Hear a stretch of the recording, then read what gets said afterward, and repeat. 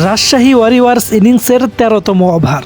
নাহিদ রানা বল করলো, শান্ত জোরে কাট করলো, ১ রান তো নিলই।